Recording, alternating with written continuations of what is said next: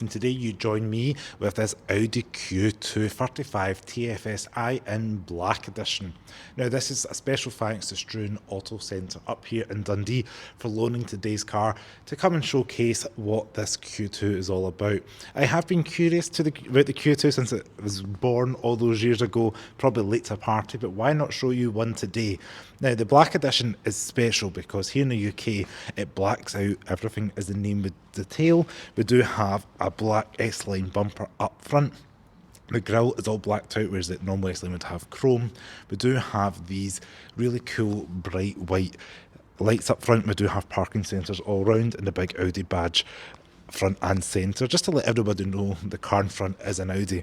Now this particular Q2 does have these rather attractive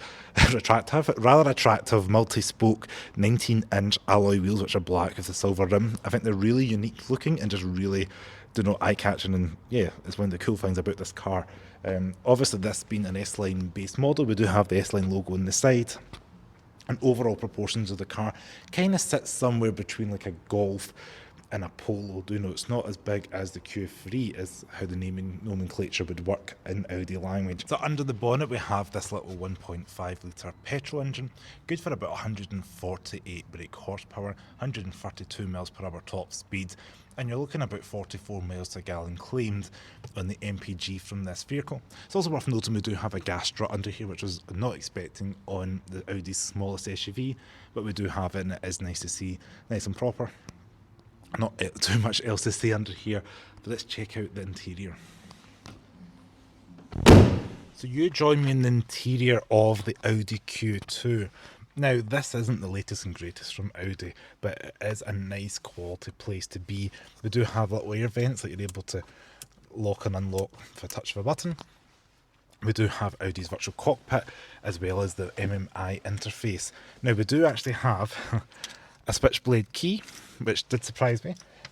Foot in there, foot in the brake, and that little 1.5 litre is going to come to life. Now let's turn the audio off just so we're not getting any complaints. Now the sound system in this car is not too bad as standard, but yeah, what you want to know, well, on the left hand side we do have buttons here to change the screen up front, and we can scroll through other things. Now this is a fully digital instrument display here. I remember seeing it a couple of years ago on the Audi TT, and you've got options that you can make things bigger, smaller, like your rev count if you want more of a map, which is a really neat touch to have that map in front of you. I did like it on other Audi models.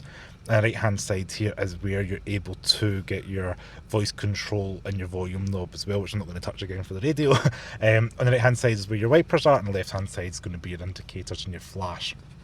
Now over the right hand side we do have lights just like a normal Audi product, all the way to the right for full, and you can turn it in between from 0 to auto.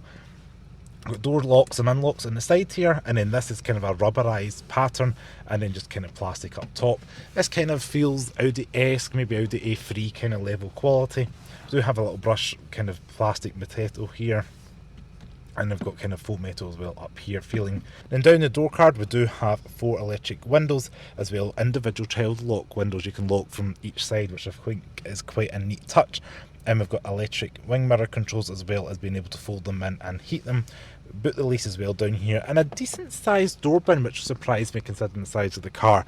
Now in the centre we do have 2 cup holders here with a little kind of divider thing, looks like maybe put coins or something in there. USB-A as well as a 12 volt power outlet. Again, there's a little bit of a rubberized material shelf in between there, so maybe things like pens or things like that can go in between. Now we do have your climate control here, which are physical knobs for the heat, as well as like your fan speed, etc. And you can change the direction of airflow, all quite, with a good kind of feel in the feedback from the button. Now my interface isn't the latest generation, however, as you can see it's not touchscreen, but you can control it through this little knob here.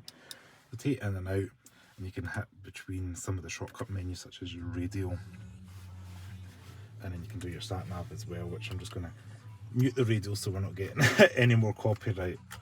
We do have drive select up here to switch between efficiency, comfort, auto, dynamic or individual. Probably a car like this you're going to leave it between comfort and efficiency. We do have automatic start stop defeat hazards, traction control and a button to turn this screen off for the Audi MMI. Over on this passenger side we do have a little Audi badge, and this is kind of like a brushed aluminium feel. It's cold to touch on a cold day like today. We do have a decent sized glove box, and yeah, it's got the SD cards in there for the mat, but yeah, overall decent size, passes the Cars of Glasgow glove box test. Now this is your automatic transmission. You can get a manual all the way down for drive, neutral, reverse. It does have reverse sensors but no camera, and then these little toggles here allow you to toggle shortcut menus such as telephone, map, radio, media, whatever it may be. Now I quite like the material all around, you know, it does feel Audi-esque, but obviously a small Audi. This is probably what you're going to expect. And then down in between the two seats we do have a rubberized material with USB chargers. Again, you can maybe charge your phone and leave it in there, not have to worry about it. It's always nice to have a little bit of storage, and the armrest is able to get adjusted in terms of height as well as slide forward and back as well, so that's quite nice as well if you're one of those people who want to get a bit comfortable. Speaking of comfort, the seat does have reach and rake adjustment on the steering wheel, and the seat is able to slide forward and back. It is manual, but you are able to get yourself comfortable in here. I am 5'11", decent enough headroom, enough shoulder room, and I can get myself comfortable in this small Audi Q2. Now this car, being the Black Edition, does have these S-line seats, so it does have the leather outside as well as this cloth material on the interior. It kind of almost looks like a version of Houndstooth, but not quite. But yeah, they're doing alright, you know. It is like kind of synthetic leather. It's not like the most supple leather in the world, but yeah, it's a nice enough material. And again, you are buying this, if you're looking at this model, this is the Black Edition one, so it is black outside and inside, but there are other trim colour options available. Now let's have a quick look in the rear. Now you join me inside the back of the Audi Q2. Now it's quite dark in here because we've got the black headliner, tinted windows and dark seats. However, do you know, I'm surprised the knee room is alright, headroom is alright as well. It's quite, you get reaping the benefit of that boxy shape. I will say there is a high transmission hump and there's no armrest in the middle, so probably going to be fine for maybe 3 children, maybe 2 adults and maybe something in the middle. I'm not quite sure. 3 at a push, but yeah, definitely going to be fine for carrying maybe 2 teenagers or 2 adults frequently. And we do have child seat anchors back here as well, so you can slide a child seat in here. Now there's no mat pockets and there's nothing in, no air vents or anything in the back, but we do have electric windows and we do have a little bit of storage in the door compartments, and that is the rear of the Audi Q2. So around the rear we do have these Audi Q2 tail lights, and they are 3D. You know, you might not look at it when you're out on the road, but you can get your fingers in there, and that's quite a unique detail. Big Q2 badge to let you know what model you're in, and then 35 tfsi. Although it says 35, it's not a 3.5 litre, it is a 1.5. Now, not too much else to say, it's just got the standard S-line body kit back here. Again, black on black on black is the theme, tinted windows, little small spoiler. And if I open up the boot, you've got over 400 litres of boot space in here. It is electronic, like so. And it is a nice load height as well. There's not too much of a lip. And underneath, there is room, you could probably get a spare tyre, but in this one it's got the emergency kit, so you can store other items in there. Do have a little white light in here, tie down hooks, as well as 60-40 split for the seat, as well as child seat anchors that you'd expect in a family vehicle. Not too much else to say in here. It is all lined with carpet, so that is premium. And yeah, you could probably get a small dog, something like that in there. And it does have little cuts out at each side as well, in here and in here.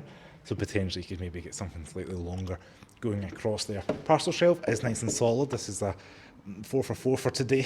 Nice to see that. But yeah, that's the boot in this car. It is electronically closing as well. Touch of a button, it's going to close like so. So I hope you all enjoyed this video on the Audi Q2. It was great to show you the interior and exterior of this little Audi. If you like this video, please give me a thumbs up. Check out my channel below, give it a subscribe, like, share on social media, and also give some love to Struan's Auto Centre Dundee, who loaned me this Q2 for today's video. They've got a great range of vehicles. As always, stay safe. Thanks for watching. Ciao.